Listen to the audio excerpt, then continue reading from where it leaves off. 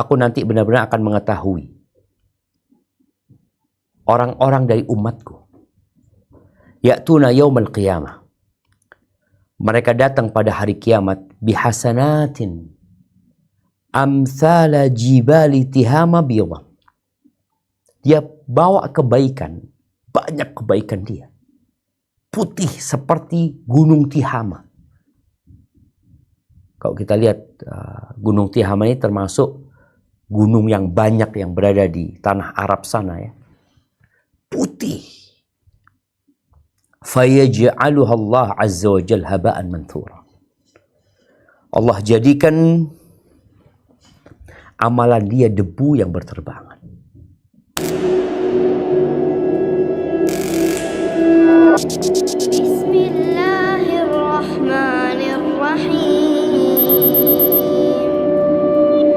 Saya pernah dengar mengenai hadis yang menceritakan bahwa pada hari kiamat kelak ada hamba yang membawa pahala sebesar gunung Tihamah.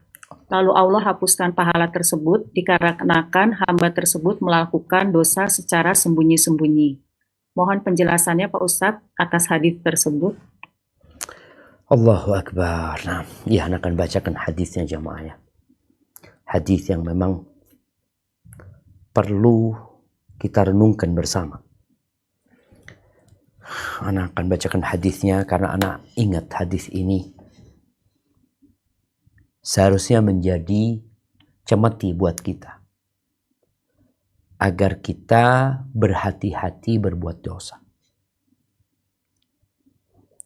Rasulullah SAW mengatakan di hadis Thauban, La a'lamanna aqwaman min ummati. Aku nanti benar-benar akan mengetahui orang-orang dari umatku. Ya'tuna yaumal qiyamah. Mereka datang pada hari kiamat bihasanatin amthala jibali tihama biyadha. Dia bawa kebaikan, banyak kebaikan dia. Putih seperti gunung Tihama. Kalau kita lihat gunung Tihama ini termasuk gunung yang banyak yang berada di tanah Arab sana ya. Putih. Fayaj'aluha Allah azza wa jalla haba'an manthura. Allah jadikan amalan dia debu yang berterbangan. Thauban mengatakan kepada Nabi SAW, Ya Rasulullah, sifhum lana. Wahai Rasulullah, sifati mereka buat kami. Jallihim lana. Jelaskan kepada kami agar kami nggak jadi seperti mereka gitu loh. Sedangkan kami nggak tahu gitu loh. Qala ama innahum ikhwanukum. Kata Nabi SAW, dia itu adalah, orang-orang itu adalah saudara-saudara kalian. Kemudian,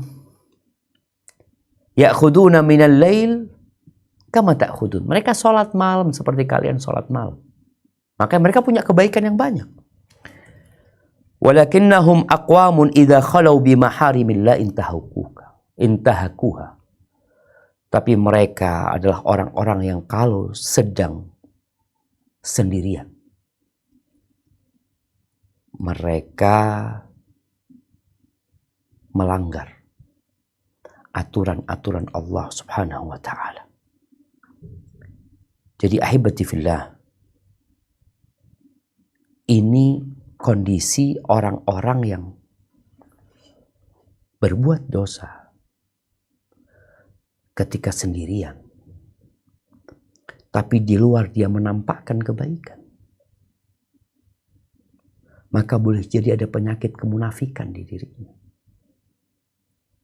Atau boleh jadi dia orang-orang yang terus berbuat dosa ketika sendirian, tapi dia juga nggak kembali kepada Allah Azza wa Jalla. Karena ada orang yang seperti itu. Dia meremehkan itu dosa. Maka hendaklah kita kalau terjebak dalam dosa ketika sendirian, segera bertobat kepada Allah Azza wa Jalla. Dan tidak meremehkan perbuatan dosa itu. Makanya ada orang-orang dari kalangan munafikin yang ketika dia berbuat kebaikan dia Dilihat orang, dia menampakkan kepada orang, tapi ketika dia sendirian, dia melanggar aturan-aturan Allah Azza wa Jal, kemudian dia juga nggak tobat gitu, nggak kembali kepada Allah Azza wa Jal. Maka hendaklah kita selalu takut kepada Allah dalam kondisi dilihat orang atau kondisi sendirian. Dan ketika engkau berbuat dosa sendirian, jangan diremehkan. Hendaklah engkau segera bertobat. Karena takut seperti dalam hadis Thauban yang baru saja kita baca. Segera bertobat kepada Allah Azza wa Jalla. Tapi Ustaz, nanti ana berbuat dosa lagi, umpamanya tobat lagi sama Allah Azza wa Jalla.